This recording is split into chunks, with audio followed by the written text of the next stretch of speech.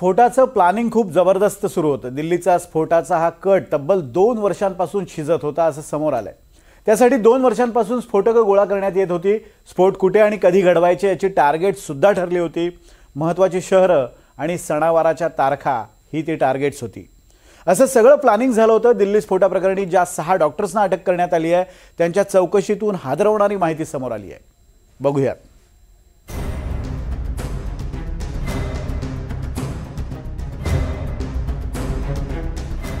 दिल्ली स्फोट, लाल किल्ल्याजवळ हल्ला, 12 जण ठार।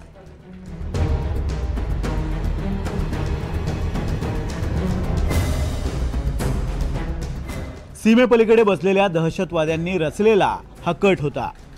हँडलर्स होते जैश ए मोहम्मदचे आणि त्यांच्या इशाऱ्यावर चालत होते भारतातले डॉक्टर्स। डॉक्टर्स कसले?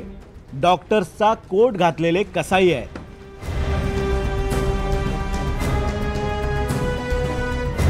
प्लान खूप मोठा होता, खूप डेंजर होता। फक्त एकाच ठिकाणी नव्हे तर भारतातल्या वेगवेगळ्या ठिकाणी दहशतवादी कारवायांचा प्लान होता। ज्या 5 डॉक्टर्सच्या तपास यंत्रणांनी मुसक्या आवळल्या त्यांच्या चौकशीत भारताविरोधातले भयानक प्लान समोर आले आहेत। भारतात हल्ला करण्यासाठी हे 6 डॉक्टर्स गेली तब्बल 2 वर्ष प्लान आखत होते। देशात अनेक ठिकाणी दहशतवादी हल्ले घडवण्याचा त्यांचा कट होता। मोठ्या दहशतवादी हल्ल्यासाठी गेल्या 2 वर्षांपासून स्फोटकं गोळा करण्यात येत होती। Doctor Muzammil, doctor Adil, doctor Ahmed Moinuddin, doctor Umar Mohammad, doctor Parvez आणि डॉक्टर शाहीन यांच्यासह त्यांचे साथीदार ही स्फोटकं गोळा करत होते। अमोनियम नायट्रेट आणि आरडीएक्सचा साठा करण्यात येत होता।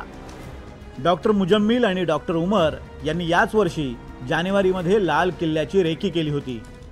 डॉक्टर मुजम्मिलच्या फोनच्या डंप डेटावरून ही माहिती समोर आली आहे। येत्या 26 जानेवारीला लाल किल्ल्यावर दहशतवादी हल्ला करण्याचा यांचा प्लान होता। दिवाळीत गर्दीच्या ठिकाणीही स्फोट घडवण्याचा प्लान होता। तर देशभरात महत्त्वाच्या शहरांमध्ये स्फोट घडवायचा कट होता। प्रत्येक कारवाई कशी करायची याच्या सूचना जैशच्या हँडलर्सकडून येत होत्या। दिल्ली स्फोट, त्याआधी फरीदाबाद आणि गुजरातमधील स्फोटकांप्रकरणी 7 डॉक्टरांसह 13 जणांना अटक करण्यात आली आहे। या सर्वांकडून धक्कादायक बाबी उघडकीस आल्यात। त्यानुसार तपास यंत्रणांकडून देशभर छापे सध्या सुरू आहेत। दिल्लीत स्फोट झाला त्या दिवशी सकाळी फरीदाबादमध्ये छापे टाकण्यात आले। त्यामध्ये तब्बल 2900 किलो अमोनियम नायट्रेट जप्त करण्यात आलं। अमोनियम नायट्रेट हा पांढऱ्या रंगाचा दाणेदार पदार्थ आहे जो औद्योगिक स्तरावर मोठ्या प्रमाणात तयार केला जातो।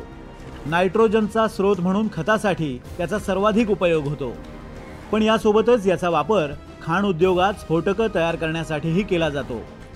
जेव्हा अमोनियम नायट्रेटचा स्फोट होतो तेव्हा नायट्रोजन ऑक्साईड आणि अमोनियासारखे विषारी वायू बाहेर पडतात।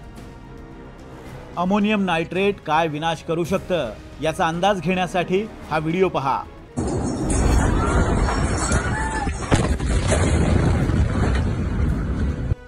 हा व्हिडिओ आहे लेबननमधल्या बैरूत शहरातला। अमोनियम नायट्रेटचा बॉम्ब किती मोठ्या प्रमाणात विध्वंस घडवू शकतो याचा अंदाज तुम्हाला या स्फोटावरून येईल। साधारणपणे 300 किलो अमोनियम नायट्रेट 6 किलोमीटरचा परिसर बेचिराख करू शकतं। हे तब्बल 2900 किलो अमोनियम नायट्रेट सापडलं। या 2900 किलो अमोनियम नायट्रेटच्या स्फोटानं तब्बल 60 किलोमीटरचा परिसर उद्ध्वस्त करणं सहज शक्य होतं। अमोनियम नायट्रेट याच्याकरता दहशतवादी लोक वापरतात कारण ते अगदी इझिली अवेलेबल असतं। हे खत आहे, फर्टिलायझर आहे आणि शेतीमध्ये वापरण्यात येतं।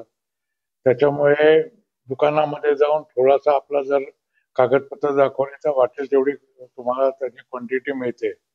असा अमोनियम नायट्रेट कसा वापरतात, हे एक व्हाईट क्रिस्टलाइन सब्जेक्ट असतो, जशी आपली साखर असते त्याप्रमाणे दिसतं आणि त्याच्यामध्ये तुम्ही फ्युएल ऑइल टाकता, म्हणजे आपली इंजिन ऑइलच्या टाईपचं फ्युएल ऑइल मिळतं, ते टाकलं की त्याची एक पेस्ट बनते आणि पेस्ट बनल्यानंतर तिला कुठल्या कंटेनरमध्ये, कारमध्ये, कारच्या डिक्कीमध्ये, ट्रकच्या याच्यामध्ये पूर्ण ठासून भरल्या जातं। दहशतवाद्यांचा भारतात हल्ले घडवण्याचा प्लान किती खतरनाक होता हे आता दिल्ली स्फोटानंतर समोर आलंय। आता या 7 डॉक्टरांचे साथीदार आणखी कुठे कुठे लपून बसलेत त्याचा शोध घेण्याचं मोठं आव्हान तपास यंत्रणांसमोर असणार आहे. Bureau report, NDTV Marathi, Mumbai.